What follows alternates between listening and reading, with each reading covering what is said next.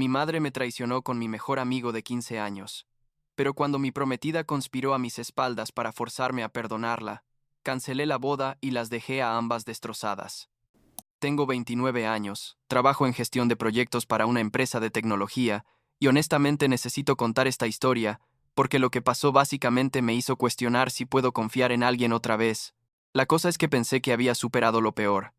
Ya sabes, que lo más difícil ya había pasado, pero resulta que la vida tenía otros planes para mí.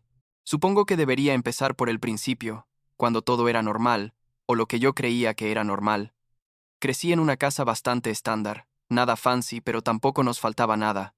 Mi papá, David, tenía como 51 años cuando todo esto explotó.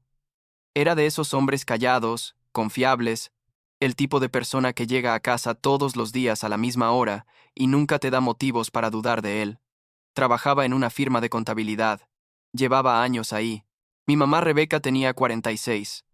Era todo lo contrario a mi papá. Extrovertida, le encantaba organizar cenas, estar con gente. Era el alma de cualquier reunión. Familiar. Yo siempre pensé que se complementaban bien. Tipo yin y yang, me explico.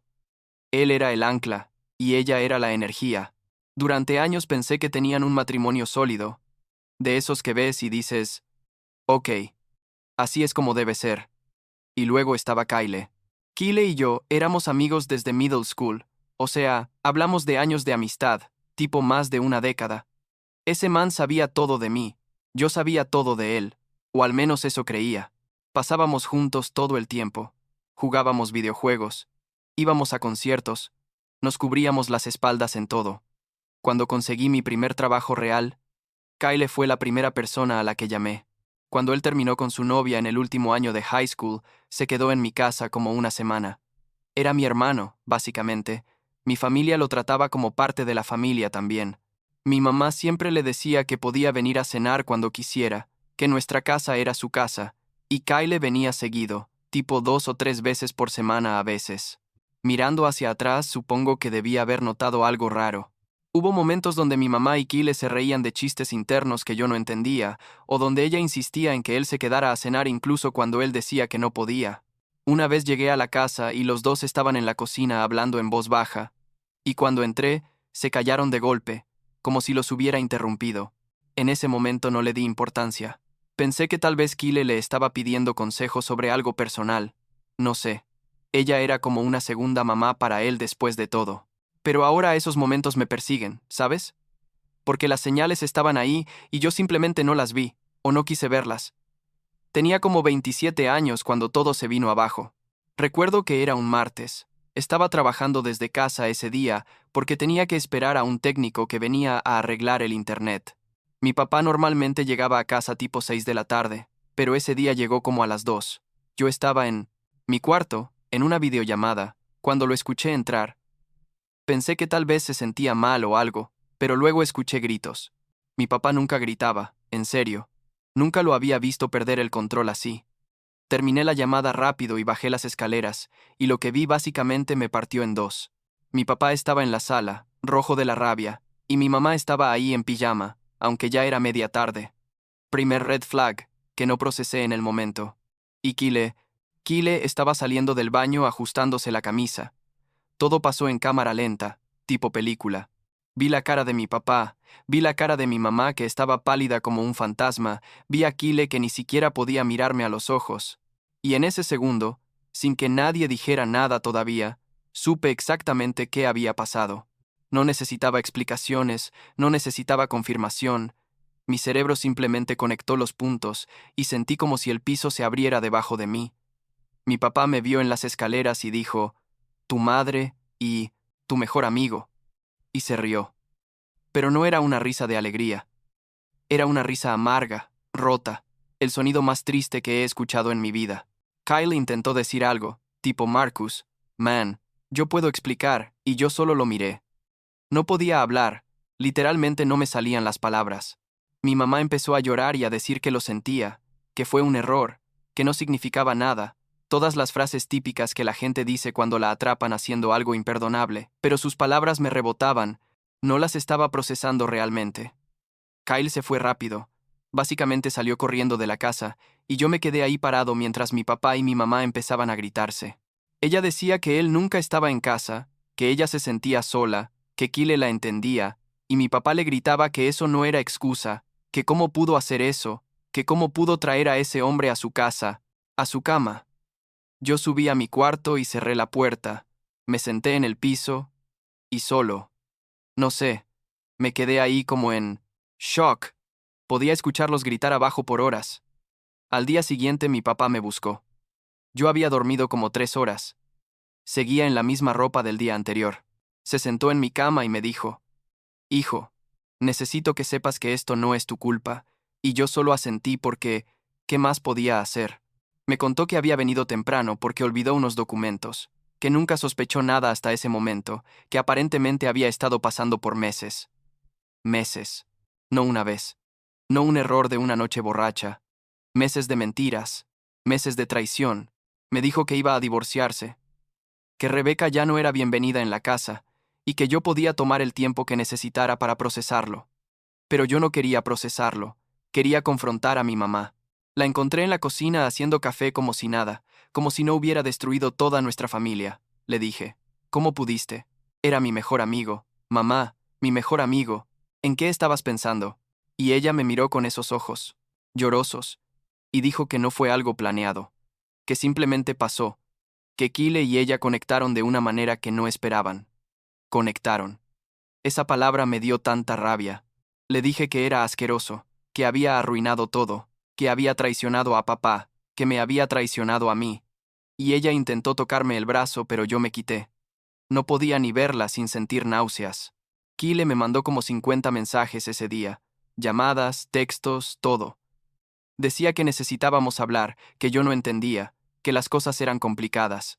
Finalmente, fui a su apartamento, no porque quisiera hablar, sino porque necesitaba decirle unas cuantas cosas a la cara.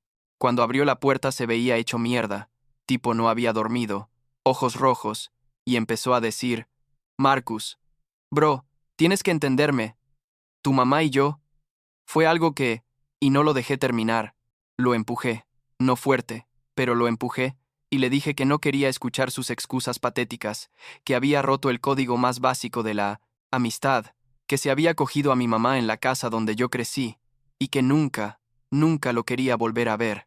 Él intentó justificarse, decía que no fue solo sexo, que tenían sentimientos reales, y eso de alguna manera lo hizo peor, ¿sabes? Como si tener sentimientos hiciera la traición más aceptable. Salí de ahí y bloqueé su número. Lo bloqueé en todas las redes sociales. Básicamente lo borré de mi vida como si nunca hubiera existido. Y dolió, la verdad. Dolió un montón porque no solo perdí a mi mejor amigo, perdí años de memorias que ahora estaban contaminadas. Cada recuerdo de nosotros juntos ahora venía con la pregunta de cuándo empezó todo, cuándo empezaron las mentiras. Mi papá movió el divorcio súper rápido, contrató a un abogado bueno, y mi mamá no peleó mucho. Creo que sabía que había cagado demasiado grande como para pedir algo. Se mudó a un apartamento al otro lado de la ciudad como a las 3 semanas. Intentó llamarme varias veces, pero yo no contestaba. No sabía qué decirle. No sabía si algún día podría perdonarla. Mi papá y yo nos quedamos en la casa, y honestamente esos primeros meses fueron raros. La casa se sentía vacía, más grande de lo que era. Mi papá trabajaba más horas, creo que para no pensar, y yo hacía lo mismo. Como al año, tipo 365 días después de la bomba nuclear, empecé a salir con amigos otra vez, a intentar reconstruir algún tipo de vida social.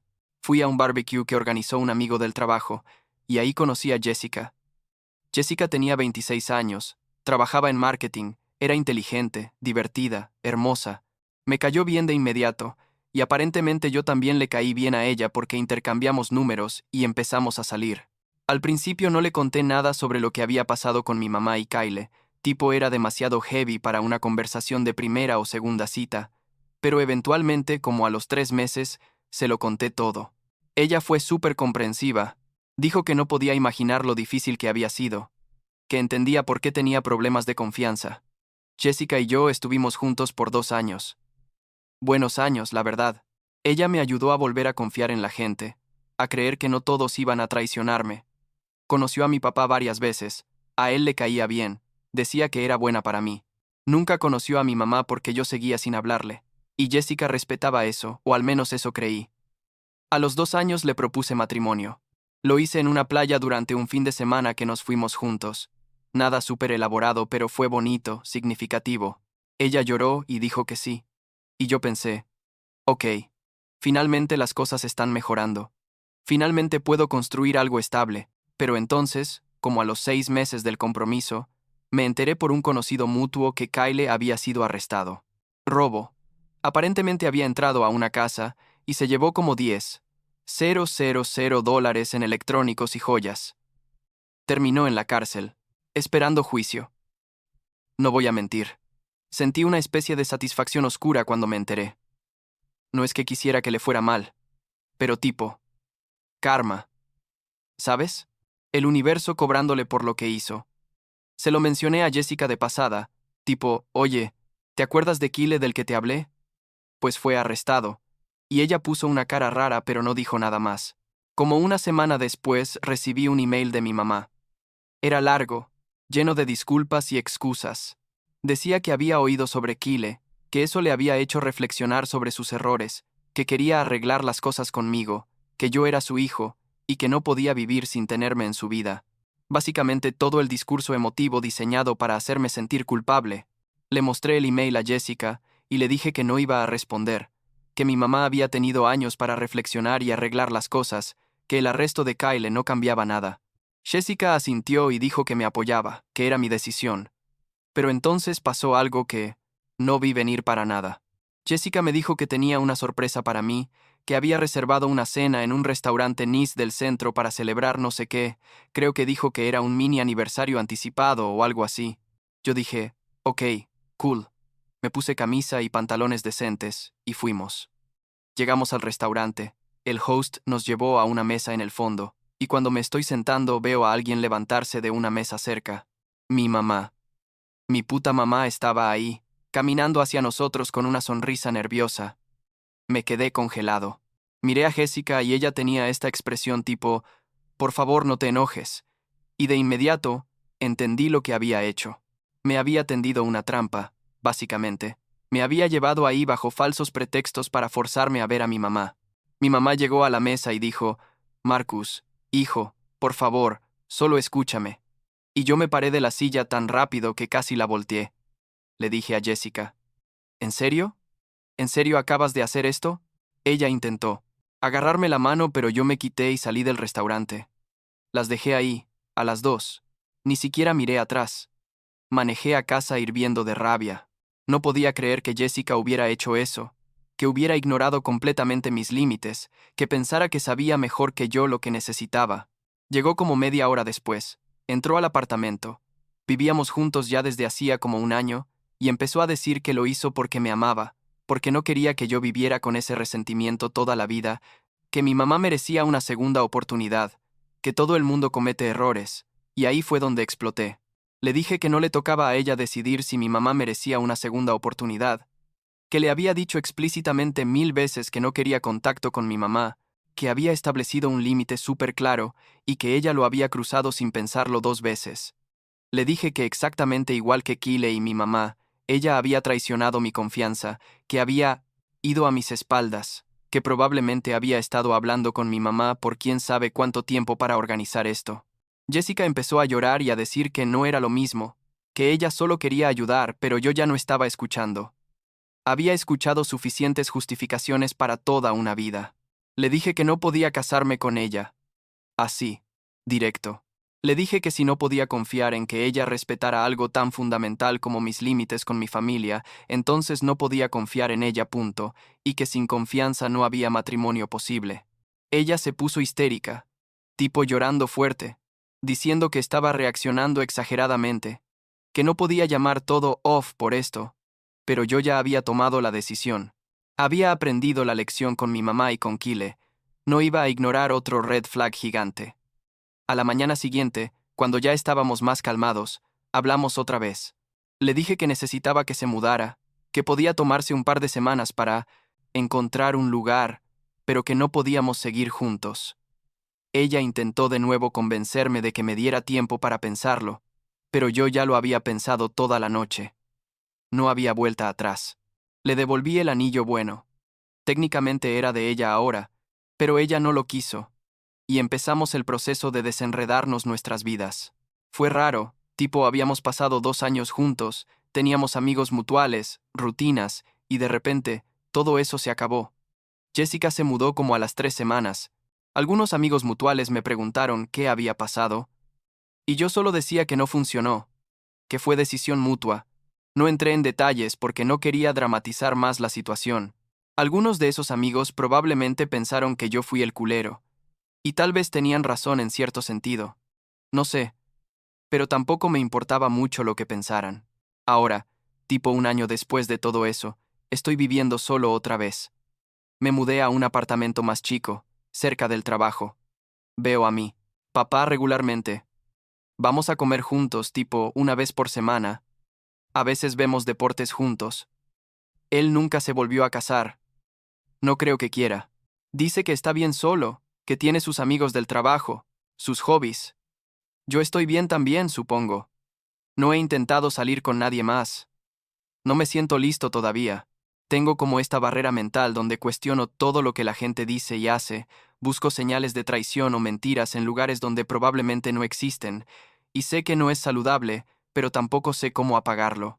Mi mamá intentó contactarme un par de veces más después de lo del restaurante, emails principalmente, pero nunca respondí. No porque necesariamente la odie, sino porque honestamente no sé qué me diría que pudiera cambiar algo.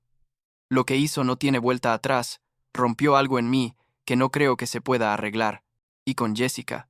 A veces pienso si reaccioné muy fuerte, si debí haberle dado otra oportunidad, pero luego me acuerdo de cómo me sentí en ese restaurante, esa sensación de traición otra vez, y sé que tomé la decisión correcta. No puedo construir una vida con alguien que no respeta mis límites fundamentales, no importa cuánto digan que me aman o que solo querían ayudar. El otro día mi papá me preguntó si alguna vez perdonaría a Rebeca. Usó su nombre. No dijo, tu mamá, dijo Rebeca. Le dije que no sabía, que tal vez algún día, pero que ese día no era hoy ni sería pronto. Me preguntó si estaba feliz, y le dije la verdad, que no estaba exactamente feliz, pero que estaba ok, que estaba trabajando en mí mismo, tratando de no dejar que todo esto me amargara permanentemente. Él asintió y dijo que eso era todo lo que podía pedir, que me tomara mi tiempo, que no había prisa. Así que aquí estoy. 29 años, soltero, con una familia fracturada y un montón de issues de confianza que probablemente debería resolver en terapia, pero que todavía no he ido porque sigo pensando que puedo manejarlo solo. Trabajo, voy al gym, veo series, salgo con amigos de vez en cuando.